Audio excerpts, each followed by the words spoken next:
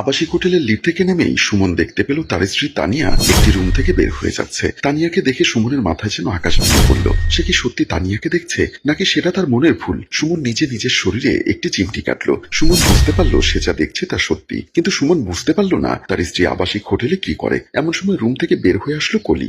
সুমনকে দেখে কলি একটা মিষ্টি হাসি দিয়ে কাছে এসে বলল, কি হলো, আজ এত লেট কেন? সুমন কোনো উত্তর করলো না, নির্বাক হয়ে দাঁড়িয়ে আছে তানিয়া চলে যাওয়ার দিকে। কলি সুমনের গায়ে ধাক্কা দিয়ে বলল, এনিথিং রং? সুমন স্বাভাবিক হয়ে বলল, নো প্রবলেম, আই এম ওকে। সুমন হচ্ছে কলির প্রতিদিনের কাস্টমার। অফিস শেষ করে সুমন কলির সাথে একান্ত মুহূর্ত সময় কাটানোর জন্য এই আবাসিক হোটেলে চলে আসে। কলির কাছ থেকে সুমনকে সরানোর জন্য সুমনের বন্ধুরা অনেক বুঝিয়েছে, কিন্তু সুমনের কলিকে ছাড়া একদিনও চলে না। আজ সুমনের কলিকেও বিরক্ত লাগছে। এরকম আবাসিক হোটেলে কলির মতো সুন্দরী মেয়ে খুব বেশি একটা দেখা যায় না, কিন্তু আজ কলিকেও যেন কিরকম কুৎসিত এক অচেনা নারী মনে হচ্ছে। কলি আবারও সুমনের হাত ধরে বলল, তোমাকে আজ খুব ক্লান্ত মনে হচ্ছে, চলো ভেতরে চলো, তোমার সব ক্লান্তি দূর করে দেই। সুমন এক ঝটকায় কলির হাতটি সরিয়ে দিয়ে বলল, আমার জরুরি একটা কাজ চলে এসেছে, কাল আমাদের দেখা হবে। বলে সুমন লিফটের সুইচ টিপলো আর কলি তার রুমের দিকে চলে যায়। সুমন কলিং বেল টিপতে দরজা খুলে দিল তার ছোট বোন নীলা। সুমন রুমে ঢুকে নীলাকে জিজ্ঞাসা করলো, তোর ভাবি কোথায়? নীলা বলল, ভাবি বাহিরে গেছিল, একটু আগে এসেছে। ভাবির শরীর নাকি খুব ব্যথা করছে, তাই ঘুমিয়েছে। আমাকে বলেছে তুমি আসলে যেন আমি দরজা খুলে দেই। নীলার কথা শুনে সুমন ভেতর থেকে একটা বড় ধরনের ধাক্কা খেলো। সুমন মনে মনে ভাবলো, তানিয়া কি তাহলে আমাকে এভাবেই প্রতিনিয়ত ঠকিয়ে যাচ্ছে? আমাদের বিয়ের আজ 5 বছর হলো। এই 5 বছরের মাঝে কেউ বলতে পারবে না আমি তানিয়ার একটি চাহিদাও অপূর্ণ রেখেছি। তাহলে কেন তানিয়া আবাসিক হোটেলে যায়? কার সাথেই বা যায়? আর এরকম একটা চরিত্রহীনা মেয়েকে নিয়ে আমি সংসার করছি 5টি বছর যাবত? না, এর একটা বিহিত করতেই হবে। এরকম চরিত্রহীন মেয়েকে নিয়ে আমি সংসার করব না। এমন সময় নীলা বলল, ভাইয়া কি ভাবছো?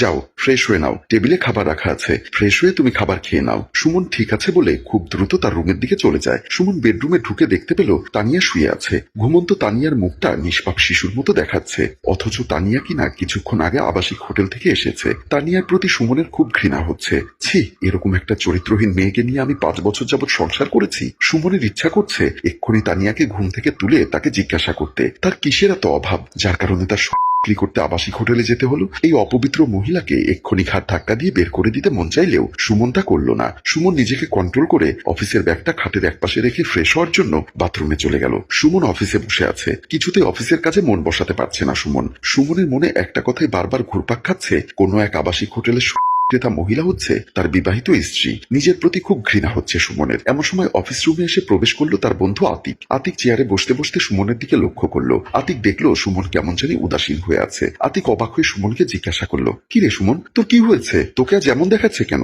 সুমন একটু নড়ে চড়ে বসে বলল, কই না তো, তেমন কিছু না। আতিক সুমনের দিকে চোখ বড় বড় করে তাকিয়ে বলল, আমি তোকে খুব ভালো করে চিনি, কোনো কিছু না লুকিয়ে সরাসরি আমাকে বল তোর কি হয়েছে। সুমন মনে মনে ভাবছে, ঘরের কথা বাহিরে বলা কি ঠিক হবে? যেমনই হোক সে তো আমার বিবাহিত স্ত্রী। আতিক আবারও বলল, কি হলো, কি ভাবছিস? আমাকে খুলে বল তোর কি হয়েছে, দেখবি সব ঠিক হয়ে যাবে। আতিকের কথা শুনে সুমন গতকালকের ঘটনাটি আতিককে খুলে বলল। সুমনের কথা শুনে আতিক হু হু করে হেসে উঠল। সুমন রাগান্বিত স্বরে বলল, কি হলো, তুই হাসছিস কেন? আমি কি তোকে কোনো হাসির কথা বলেছি? আতিক হাসি থামিয়ে বলল, হাসবো না তো কি করবো বল, তুই আর আমি অফিসে চাকরি নিয়েছি আজ 9 বছর। আচ্ছা বল, এই 9 বছরের মধ্যে তুই এমন 9টা দিন দেখাতে পারবি যে তুই 9 দিন কলির কাছে যাসনি? আর ভাবি কিনা মাত্র একদিন আবাসিক হোটেলে যেতে না যেতেই চরিত্রহীনা হয়ে গেছে, আর তুই সাধু সন্ন্যাসী? আতিকের কথা শুনে সুমন রেগে মেগে আগুন হয়ে গেছে। সুমন হুঙ্কার ছেড়ে বলল, আমি হলাম পুরুষ, আরো হলো নারী, ইভেন আমার ঘরের বউ। সুমনের কথা শুনে আতিক অবাক হয়ে বলল, তোকে আমি 9 বছর ধরে বোঝাচ্ছি, ইনফ্যাক্ট তোর কোনো পরিবর্তন হয়নি। আমার মনে হয় তোকে 90 বছর বোঝালেও কোনো পরিবর্তন হবে না। বলে আতিক রুম থেকে হনহন করে বের হয়ে গেল। ড্রয়িং রুমে সুমন, তানিয়া ও তানিয়ার বাবা কবির খান, তার পাশে মা লিমা খান বসা। কবির খান বলল, আচ্ছা জামাই বাবা, এত ইমার্জেন্সি খবর দিলে আসার জন্য? কি হয়েছে, কোনো সমস্যা হয়েছে কি? বাবা, আমি আর আপনার মেয়ের সাথে সংসার করব না। সুমনের কথা শুনে সবাই অবাক হয়ে গেল। তানিয়ার মা লিমা খান বলল, কি বলছো বাবা তুমি এসব? জি মা, আমি ঠিকই বলছি, আপনারা এসেছেন, আপনাদের মেয়েকে সাথে করে নিয়ে যান। সুমনের কথা শুনে তানিয়া নিজেকে ধরে রাখতে পারছে না। তানিয়ার দু চোখের জল টলমল করছে। তানিয়ার বাবা কবির খান বললেন, দেখো বাবা, স্বামী স্ত্রীর মাঝে মনোমালিন্য হয়ে থাকে, তাই বলে কি সংসার ভেঙে দিতে হবে? দেখুন বাবা, আমি কোনো চরিত্রহীন মেয়ের সাথে সংসার করতে পারবো না। সুমনের কথা শুনে সবাই অবাক হয়ে গেল। তানিয়ার মা লিমা খান বললেন, দেখো বাবা, আমার মেয়ের চরিত্রে কোনো অপবাদ দেবে না। আমার মেয়ের সাথে তুমি সংসার করবে না ভালো কথা, কিন্তু তাই বলে তুমি তাকে চরিত্রহীন বলতে পারো না। আপনার মেয়ের আবাসিক হোটেলে যাতায়াত রয়েছে। কবির খান বলল, দেখো বাবা, তোমার কোথাও ভুল হচ্ছে। এমন সময় তানিয়া বলল, ব্যাস বাবা, অনেক হয়েছে।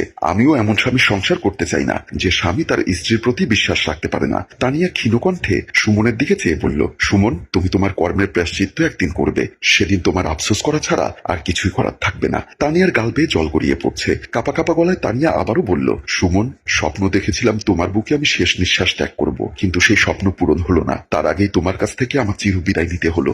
ভালো থেকো বাকিটা জীবন, আমাদের আর দেখা হবে না কোনোদিন। বলে চোখের জল মুছতে মুছতে রুম থেকে বের হয়ে গেল তানিয়া। কবির খান আর লিমা খান মাথা নিচু করে বেরিয়ে গেল।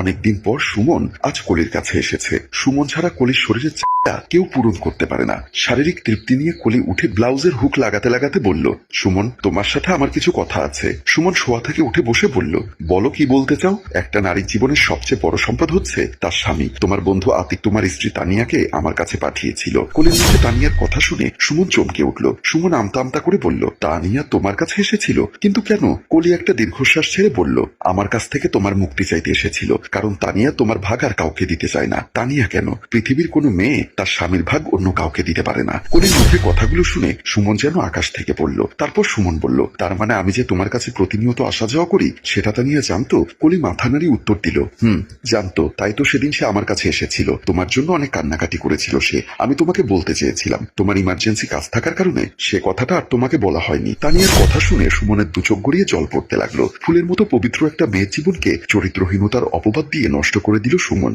অথচ সেই মেয়েটাই কোনো অভিযোগ ছাড়া সুমনের জীবন থেকে সরে গেল, যে কিনা জানতো সুমন নিজেই একটা চরিত্রহীন লম্পট। এত বড় একটা অপবাদ দেওয়ার পরেও সে কিনা তার স্বামীর বিরুদ্ধে একটা টু শব্দ পর্যন্ত করেনি। সুমন কিছুতেই নিজেকে ক্ষমা করতে পারছে না। এখন কি করবে সুমন? সে কি তানিয়ার কাছে ফিরে যাবে? তানিয়ার কাছে ক্ষমা চেয়ে নিজের ভুলে প্রায়শ্চিত্ত করবে? নাকি এই ভদ্র মুখোশের আড়ালে কুৎসিত চরিত্রের সুমন আর কোনোদিনও তানিয়ার সামনে দাঁড়াবে না? সুপ্রিয় দর্শক, আপনারাই কমেন্টে জানিয়ে দিন এখন সুমনের কি করা উচিত। আমাদের গল্পটি যদি আপনাদের ভালো লেগে থাকে তাহলে লাইক, কমেন্ট ও শেয়ার করে আমাদের সাথেই থাকুন। ধন্যবাদ।